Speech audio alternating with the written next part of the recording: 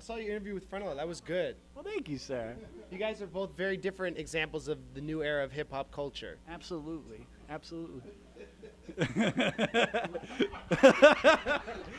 I love That's it, man. cool. It's That true. was cool, man. It's true. I like it.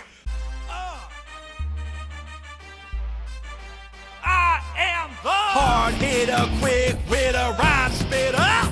We go deep with Meryl Streep if my people could ever get her. 10-minute conversations with my best friends. It's time to begin. Chalkskin 10. Yo, sometimes I be thinking like, who's the greatest MC of them all? You got Jay-Z, you got M, you got Vanilla. But this dude always comes near the top of my list. He invented this whole thing called post-punk laptop rap. His name be MC Lars. And he's the reason that I know that Hot Topic is not punk rock. Hey, did you see that? That dude just stole my laptop. And it had all my post-punk laptop rap on it. Now, Andrew Nielsen is the greatest post-punk laptop rapper of all time.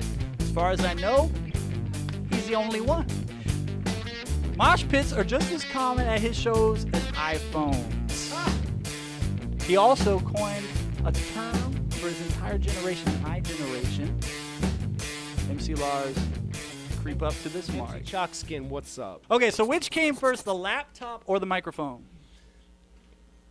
The laptop. I was making, I always made beats on my own. Like, I played guitar in punk bands, and then I'd go home and make these beats. And ever since I could make sound come out of my computer, I was manipulating it musically. Like with the mod files, and with MIDI, with Rebirth, with Fruity Loops, old versions of Cubase. I was just such a geek with like programming beats and stuff. And then I was playing guitar and jazz and stuff. And then I got into rap. But the rap was always just like me saying something dumb on a house beat. And then I realized you could actually say something of substance if you make the beat like, drum and bass is usually like 180. Yeah. Hip hop is usually like 90 beats per minute. So you just take the techno, split it in half, and add the snare on like the 2 and 4, and you have a hip hop beat. So I started rapping after that. We got a producer over there nodding his head. He approves. Okay, so you have an English degree from Stanford, correct? Yeah. Okay. So you also are well known for your literary intelligence. You've read a lot of books. You rap about rhymes. How does your role as an intellectual affect your role as a rapper? Wow, these are really good, interesting questions. These are cool questions. I think that the best rappers, my favorite rappers are thoughtful ones who are also writers and teachers and activists. I think with hip-hop, it's just an example of the oral culture. It's how we preserve the oral culture. Rhyme helps students memorize things because it engages more parts of your mind. Like, it engages your memory and it engages the rhythmic pattern size of your mind. So you retain information better. So hip-hop, the origin in hip-hop of the rapper goes back to the tradition of the West African griot, which is the wandering storyteller, that came to America through the blues music, like the work songs, the gospel music, then rock and roll, then hip-hop. And so literature is just hip-hop is the preservation of the oral culture, and literature is our oral culture. So it helps you have something to say on the mic if you're continuing the tradition. You know what I'm saying? Yeah. You've been teaching kids English through your raps. That's right. Yeah, I just did. I've been working with the Annenberg communications people at USC, and we went into this school, this public school in LA. I set up this program where we read Edgar Allan Poe, we write raps about it, and it helps the kids learn more about it. These kids who aren't doing well in the other classes, they come to my workshops, and it's kind of like a interactive, collaborative community of me and these young students. Then we just did a TED Talk, and we talk about how hip-hop can help with memory and education, and they performed a song. It's going to go hopefully on the TED site, at least on YouTube, but hopefully on the TED site like in a few weeks. Cool, man. So that's pretty fresh, right? That is really fresh. Hip-hop as a postmodern learning tool. You have a comic strip that you've done since you were in school, and now you do it as a web series called 27th Street. Hey, it's so cool you read all this stuff. Oh, dude, I read your comic, man. It's good stuff. I appreciate you researching us. I'm a fan, so I know this stuff. But, okay, so I'm putting you in charge of the Kathy comic. What would you do with it? Kathy is always complaining. She needs to go on a Zen meditation retreat, move to Berkeley or something like that, listen to some Zionai and the Grouch, just kind of relax, just have fun, maybe go hiking, maybe just enjoy some time alone. Realize she doesn't need a man to stimulate her feminine identity in this busy workforce in this changing world.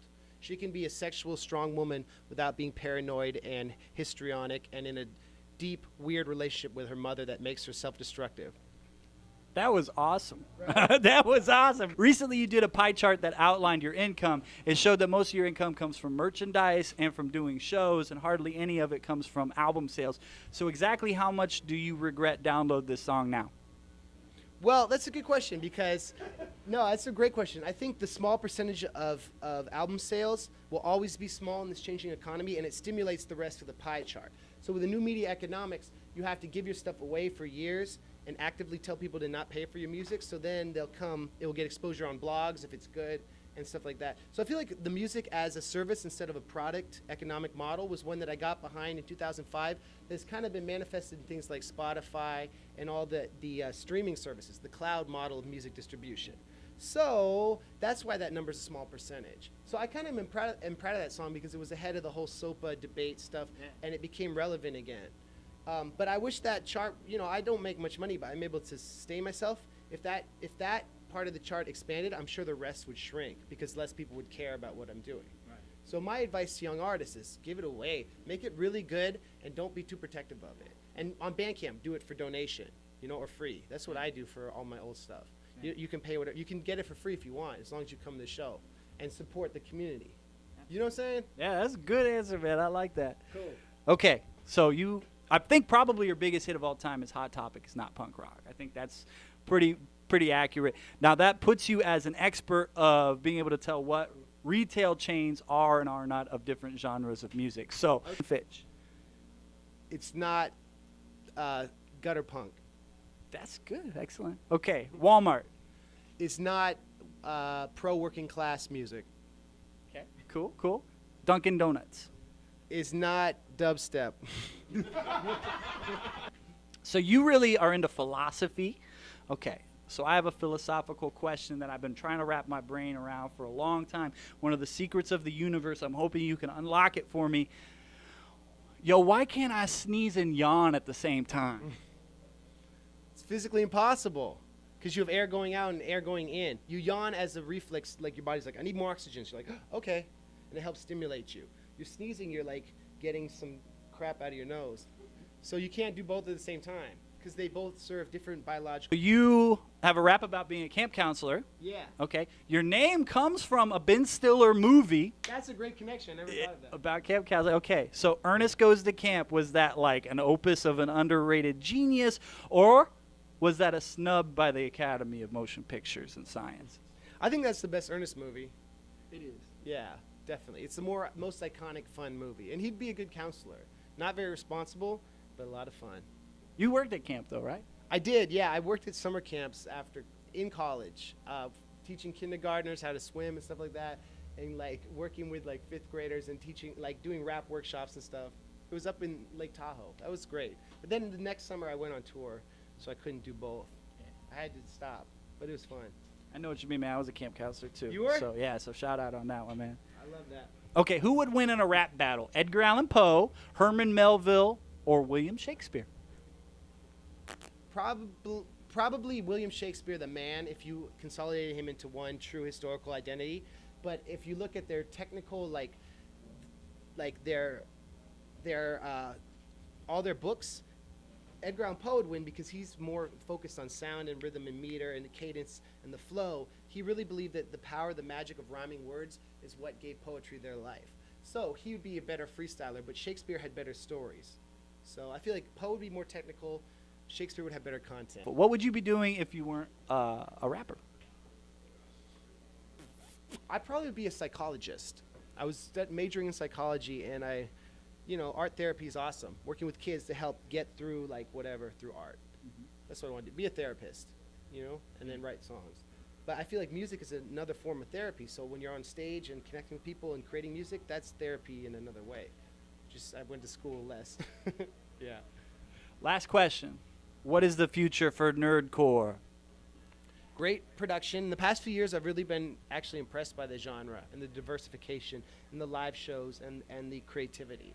So I think Nerdcore, it's surprising me as a genre that I think it's really stepped up its game. So I think more regional scenes, more people adopting the genre who are making more hip-hop music, and it just kind of describes what they do. Music is so fragmented, so anything we can do to build unity and help brand things as good and smart, I'm all for. So just better hip hop, more regional scenes, and like the mainstream co-opting it more. Like in the new Chris Brown video, they have the Nintendo controller, you know what I mean? And like you see Lil Wayne with the Frontalot glasses. Yeah.